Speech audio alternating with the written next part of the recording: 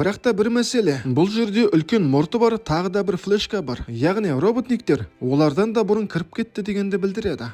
Айбо мен Джеральд лазер дәлізінен өтіп кетеді. Лазерлік сәуле олардың қорғанысты костюмінен өте алмайды. Осыны пайдаланып бұл екеуі дискотекада жүргендей ат души билейді. Соник ғимаратқа асығады. Жолда неше түрлі киімдер киеді. Ол роботниктерді тауып кілтті алғысы келеді. Бірақ та Роквилл пайда болып, арнайы пультпен осы жердің гравитациясын басқарады. Бұл әйел Соникті роботниктермен бірге жұмыс жасайтын зұлым деп ойлайды. Және олардың барлығын бірге қамап тастамақшы. Қабырғаны қиратып Наклз келді. Наклз гравитацияны басқаруды тоқтатамын деп барлығын білдіреді. Және нәтижесінде көптеген адам еденге жабысып қалды, ал кейбіреулері ауада қалықтап жүр. Соник үлкен қиыншылықпен гравитацияны қалыпты күйіне келтірді, және Роквилл кілтті алып кетеді.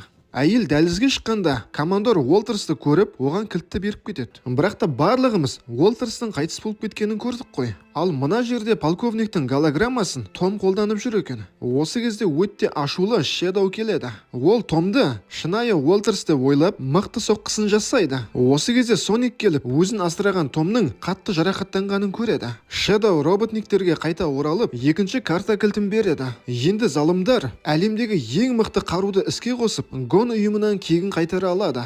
Осы кезде біз қорқынышты шындықты естейміз. Чарльд роботник тек қана Гон ұйымын жойып қоймай, жер ғаламшарын солай мені жарып жібергісі келеді екен. Томды жедел жәрдем алып кетті. Ал Соник өзінің достарымен керісіп, Том үшін кек аламын деп достарын тастап, Шэдоумен шайқасуға жалғыз өзі кетіп қалды. Ол әлемдегі ең мықты жәдігер Мастер Изумрудты ұрлап кетті. Соның арқасында таңғажайып күшке ие болып, өзінің қас жауын іздеп кетті. Жаңалықтардан адамдарға төніп тұрған қауіп туралы айтылып, барынша тығылатын жерлерге қашыңдар деп ескертіледі. Осыдан кейін Шэдоудың адамзатты не үшін жек көретіні туралы айтылады. Сөйтсе кезінде өзге ғаламшарлық кірпіні Гонның кезекті тәжірибесінен құтқару үшін Джеральд пен Мария Шэдоуды алып қашып кетпекші болған екен. Алайда қашу барысында үлкен жарылыс орын алды, және Мария осында қаза тапқан. Осыдан кейін полковник Уолтер зерттеу орталығын жауып тастаған. Джеральдты қамауға тастап, ал Шэдоуды анабиозға жауып тастаған. Айбо роботник атасының қызының кегін қайтару үшін жер планетасын солаймен жойғысы келетінін енді білді, және бұған таңғалып қатты қорықты.